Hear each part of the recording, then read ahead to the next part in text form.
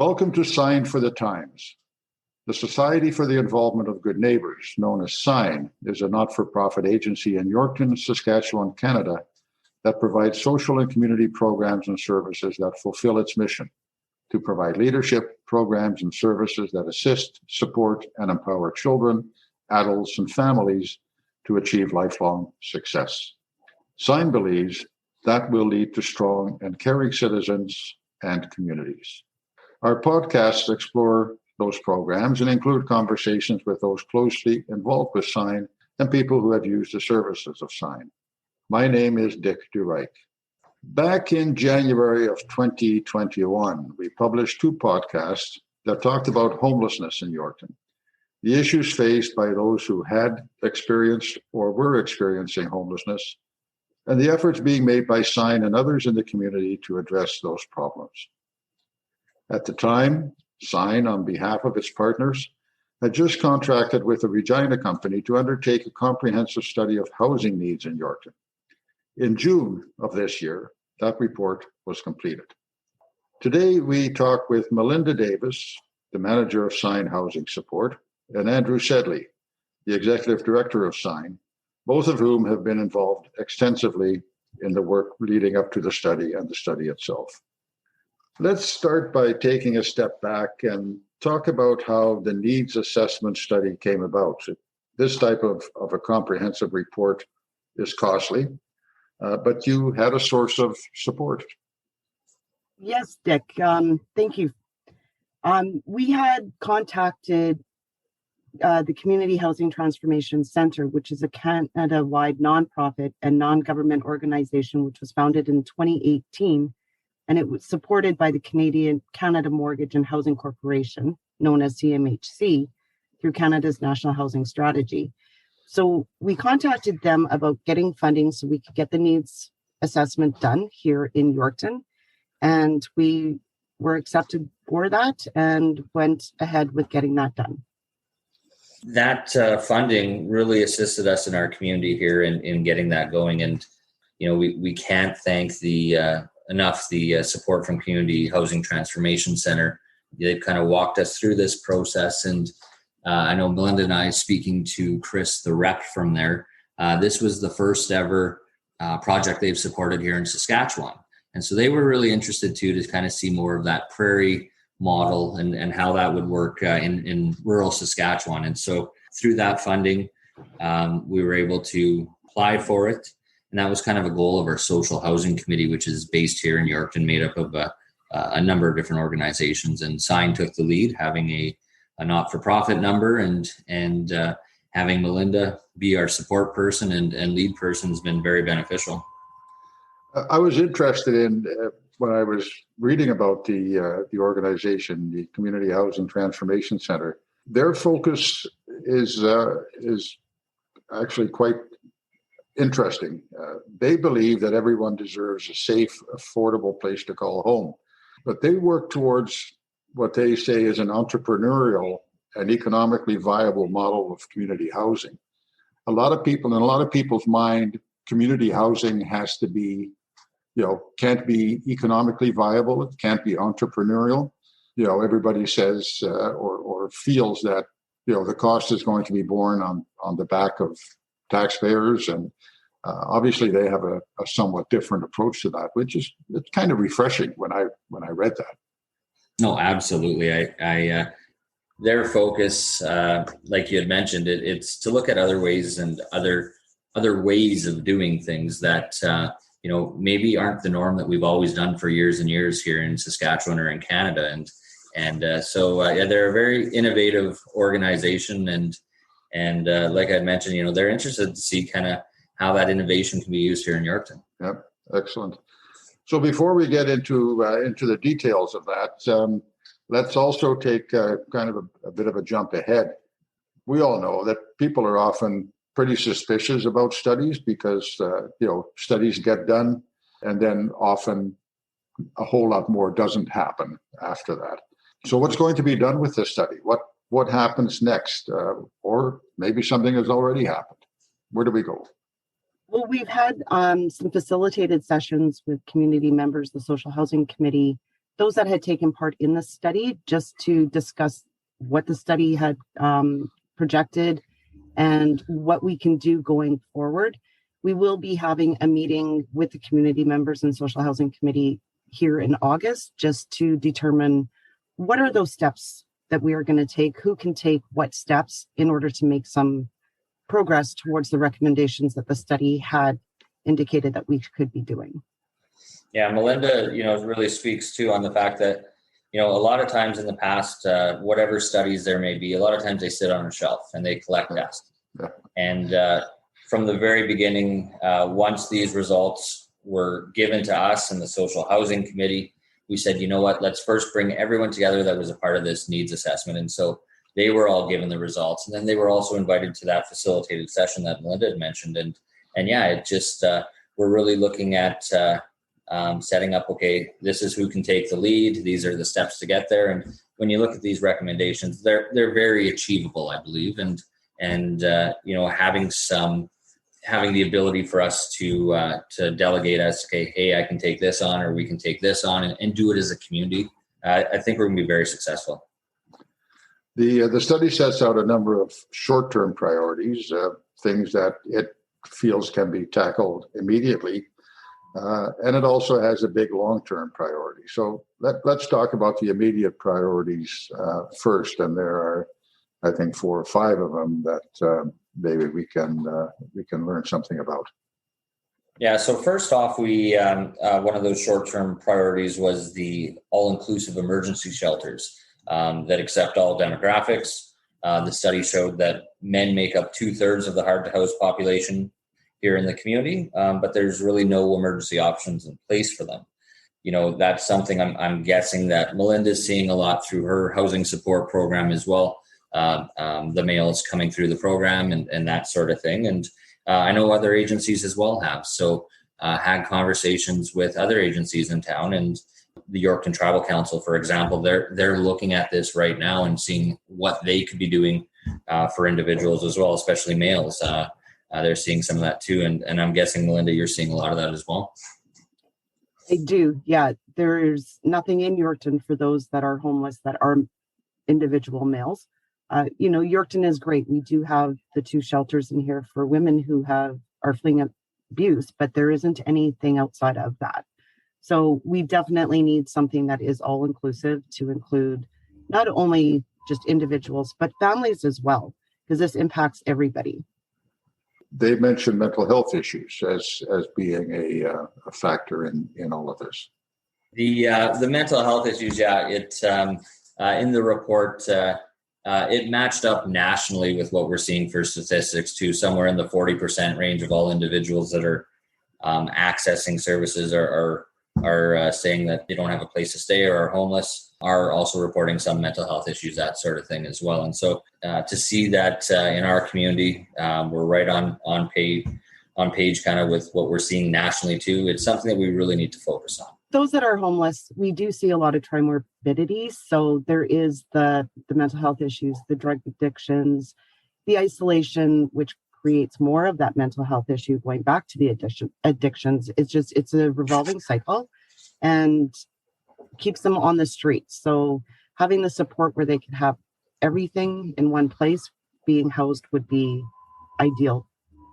The next one they mentioned is I guess, you'd look at it and say, well, that's pretty self-evident, more affordable housing options. It's not easy to achieve. Well, we got to look at it with both different aspects, right? Landlords, they need to get, their profit from housing, but those that are homeless, they don't get enough money to pay the rent. So we do need to have that affordable option so that people can be housed.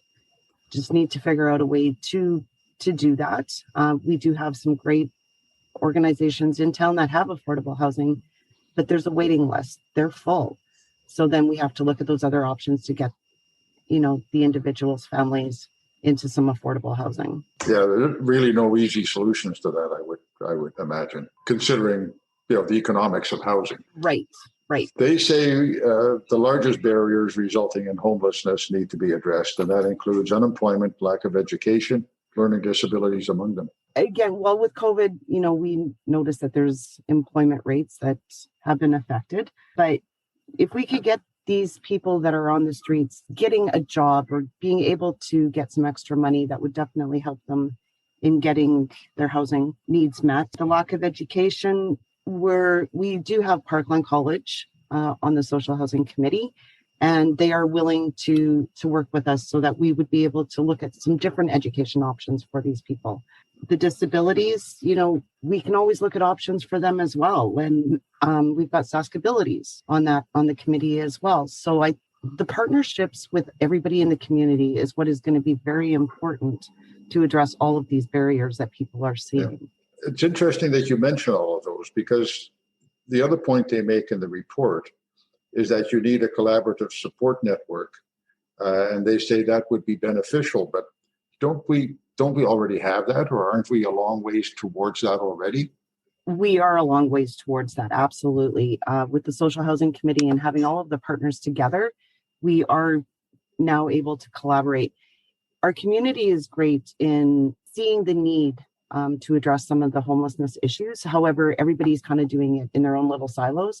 This is going to bring everybody together, and we will be able to make the changes that need to be made. I'm assuming you have an indication from these organizations that they are interested and that they're willing to work collaboratively as a group going forward.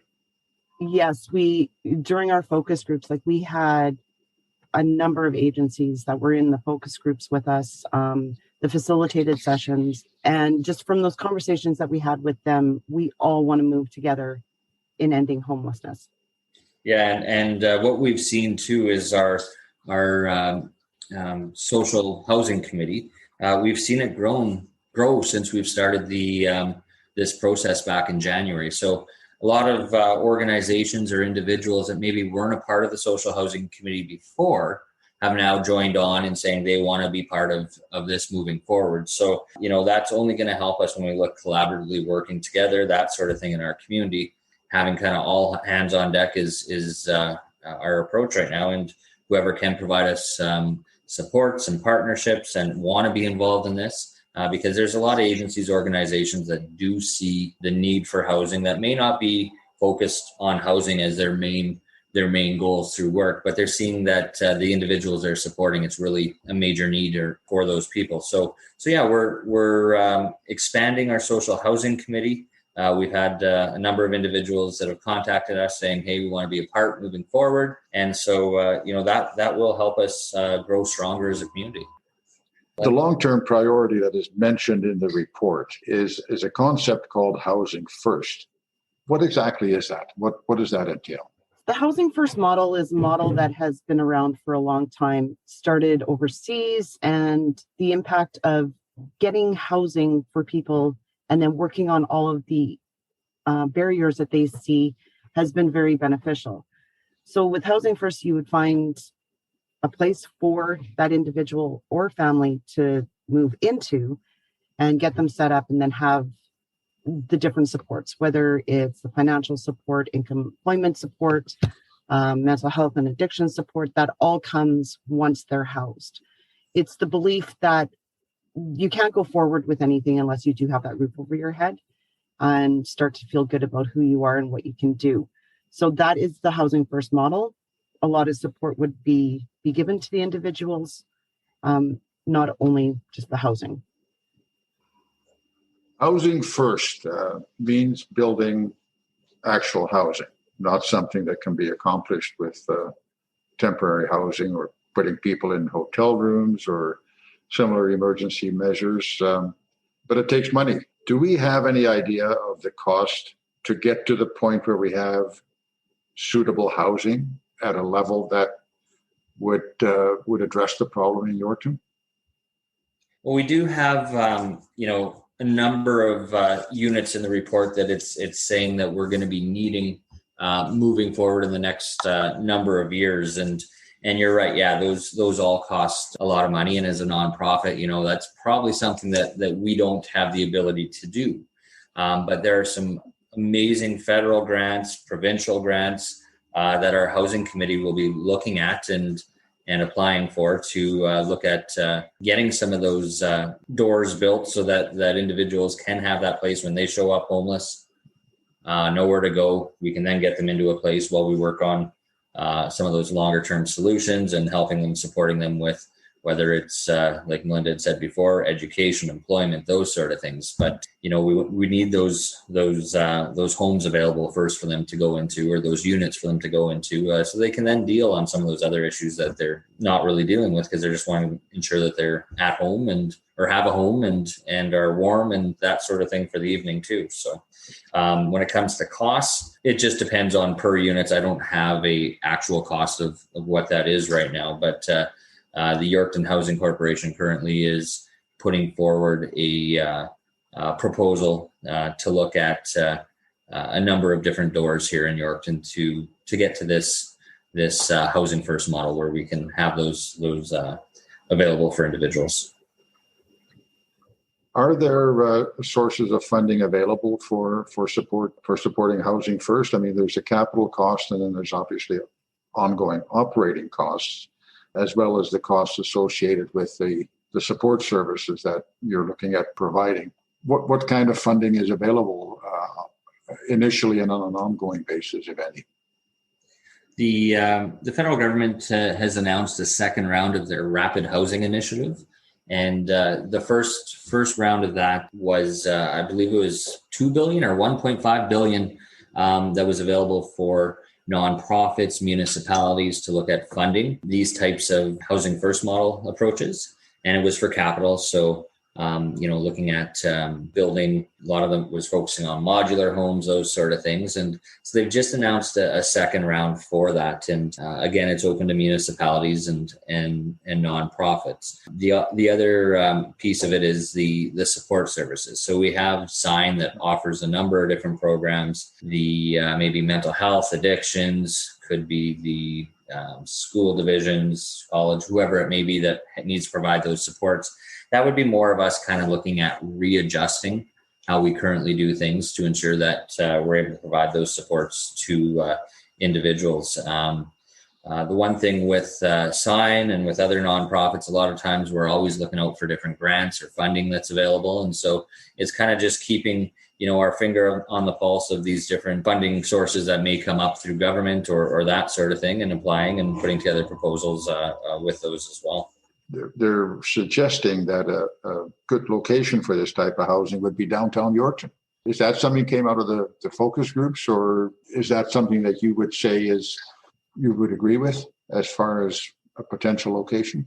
Yes. A lot of the individuals don't drive. They don't have a vehicle, even if they did have a license. We want to keep it close to the different supports that they would be able to get to. The downtown area would have the income assistance programs, any kind of shopping. It's hard to get groceries and walk with all these bags of groceries across town. I know Yorkton's not very big, but, it would be easier for these people that are requiring the different services, resources in the city to be closer to them. This is obviously a large project. It has been done in other cities. I think Prince Albert, I think Medicine Hat was kind of on the forefront of this, Regina and Saskatoon. But this is something that obviously needs the support, not only of SIGN and the agencies, but of the city of Yorkton as well. Yeah, absolutely. And on our social housing committee, we do have Mayor Hipsley. He's been quite engaged in the housing piece. And prior to Mayor Hipsley, Mayor Maloney was on it as well. And so the city needs to be a part of it.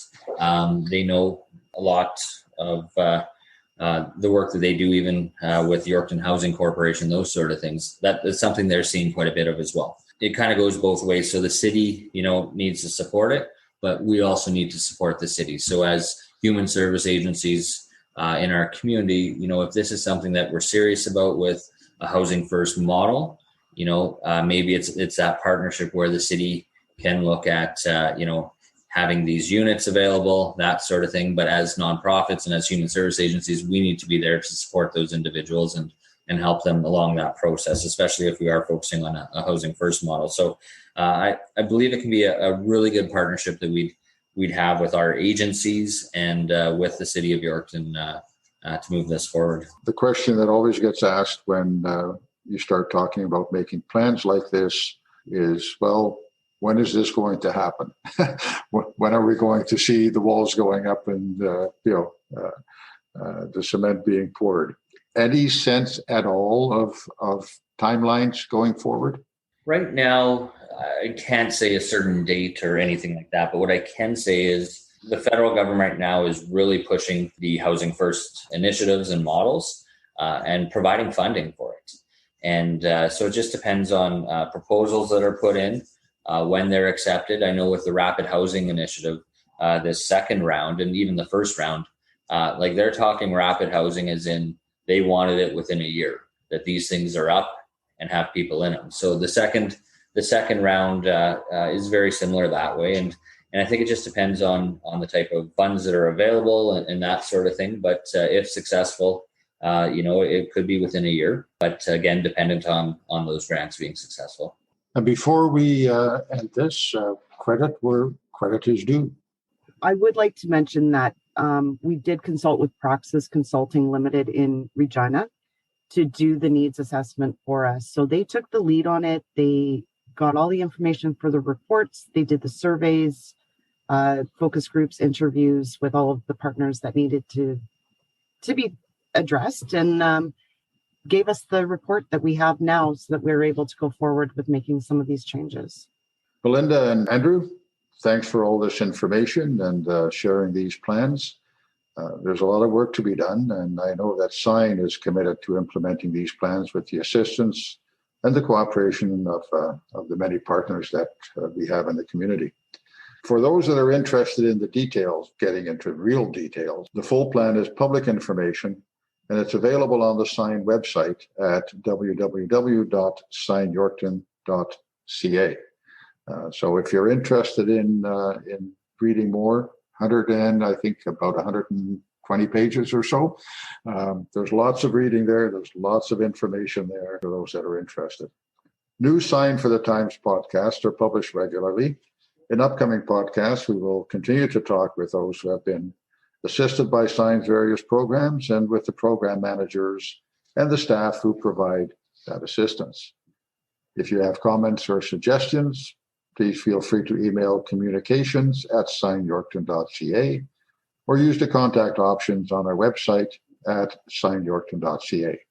We are also on Facebook, Twitter, and Instagram, all at Sign Yorkton. Thanks for listening, and we will talk again soon.